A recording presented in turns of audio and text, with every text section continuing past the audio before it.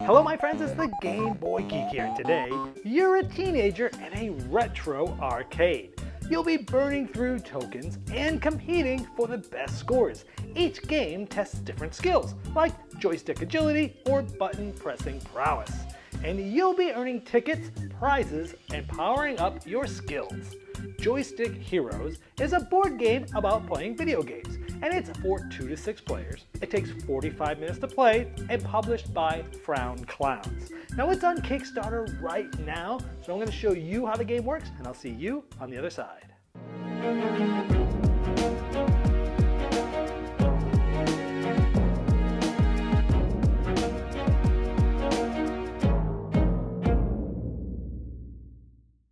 This is a Kickstarter preview, so all the art and components you see here are not final, they're prototypes. You want to check the Kickstarter link in the description of this video to see all the most up-to-date art and components. Now at the beginning, you get to pick which teenager that you're going to be going into the retro arcade with, and there's many to choose from.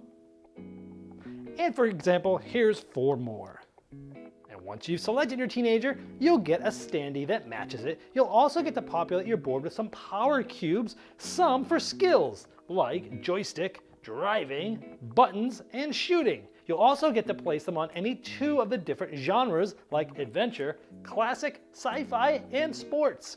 You're also going to be getting 10 tokens that you'll be using in the arcade, and you also get 3 of these power cards that allow you to do all sorts of cool things. Now here's the arcade. A certain amount of games are going to be placed out depending on the amount of players, and they're randomly assorted between silver and gold cards, and you can put them in any arrangement. You can even put them around like a square wall like you're walking into an arcade, but for the ease of the camera I placed them all right in frame like this. And you can see the art on the games look very retro. They have similar looks to certain games you may remember as a kid, but what you're going to be doing is playing these games and trying to score a certain amount of points, which will get you a certain amount of tickets.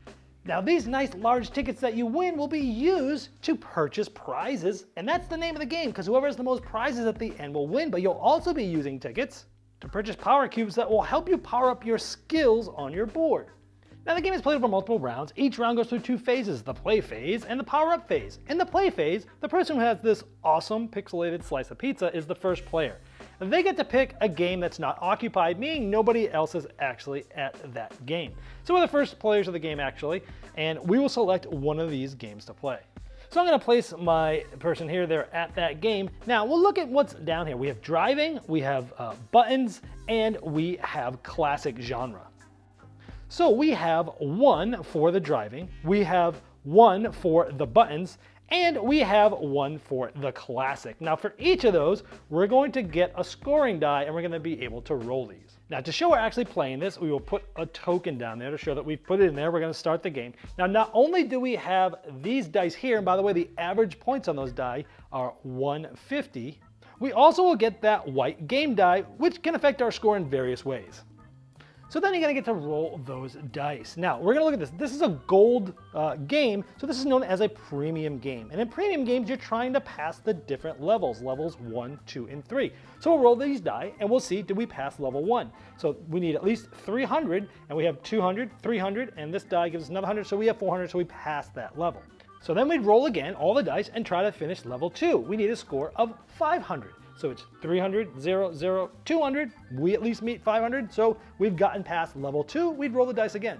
So we're going for level 3. We have 300, 600, 700, 800. We beat this. Now on this one, there's a high score, and if your 3rd level roll also at least matched that, you'd instead get this, which is a ticket and a prize. And remember, the most prizes wins the game. So in this case, I got just a level 3, so I would take 3 tickets. Now there are some other effects that might happen with this die. Like for example, you might have a bomb that's minus 200. Or a skull that's minus 100. Now if you roll a key, I told you earlier that you start with 3 power cards. We'll show you how you use these in other ways in just a moment, but when you have the key in the die, in the upper left-hand corner you'll see a key and you get what's there. So in this case that could have given us 100 points. Or maybe we just get a ticket. So that allows you to play the card for what's in the upper left instead of what the card's ability does, which we'll go over some of these in just a moment. Now if you roll the heart, that's an extra life. What you do is you get to roll an additional scoring die, but you get to roll this as well. So maybe we rolled another 300 and a plus 100, and now when we were playing this, it was our 3rd level, we actually did get the high score. So we'd get the 3 tickets, and we get an additional ticket and the prize. But maybe you rolled an extra life again, and you'd get to do the same thing again. Now here are the power cards that I want to show you here. Now these cards allow you to sort of break the rules of the game, and they do things like changing the game die to anything you want, or re-rolling any dice you just rolled, including the game die. Or before you play a game, set one of your scoring dice to 300. Now you can play as many as you want in a turn, but as I'll show you later, the next phase, you're only gonna get to draw one up. So you don't wanna use them all up too soon, but you wanna find the right time to use them. Now sometimes when drawing a power card, you might have a tournament all play, and you place this immediately into the arcade and you draw again.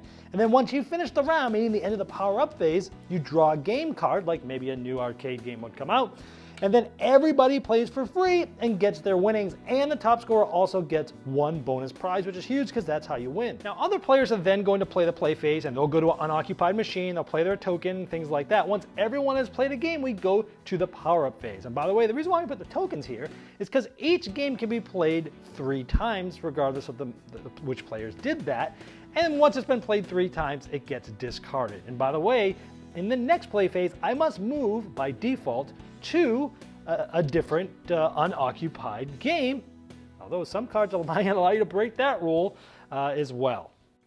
Once everyone has played a game, then we go to the power-up phase here, and you can see you could purchase a power cube for skills for 3 tickets or genres for 2. So if I spent 3 tickets, I could go, you know what, I want to be better at buttons, and I'd put that there. Obviously you can have a max of 3. Maybe I spend 2 more and I go, you know what, I really want to focus on the classics here. So you can sort of try to focus on things that will give you more dice when you play those specific games, or maybe you want to diversify depending on what your strategy is. Now this can be important too, because let's say I work my way up on buttons and classic. Now after it's played 3 times, or if anybody gets the high score, again, it's going to get replaced by another game.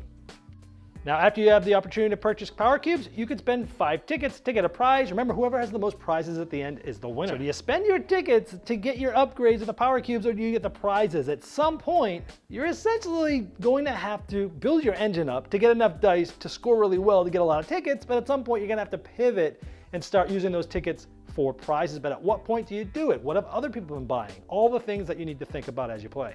And once you've been able to purchase prizes, then you'll draw one of the power cards there, but only if you have less than 3 of them. Then you'll pass this clockwise to pizza and you'll start over again. Now there's also different kind of multiplayer game cards.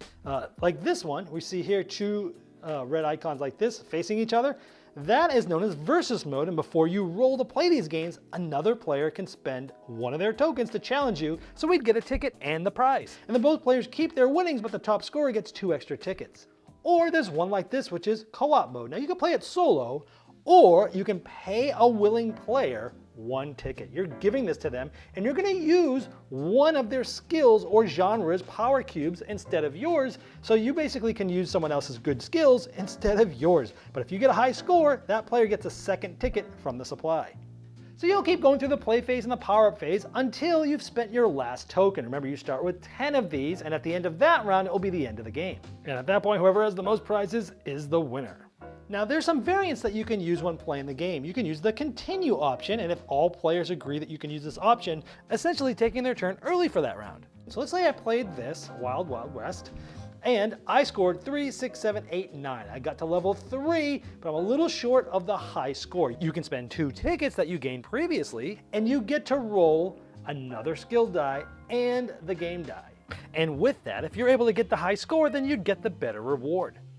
There's also a solo mode where you set up a 4-game arcade. You'd remove some specific cards from the power cards, but then you'd play to see how many prizes you can collect, because you've got the entire arcade to yourself, dude.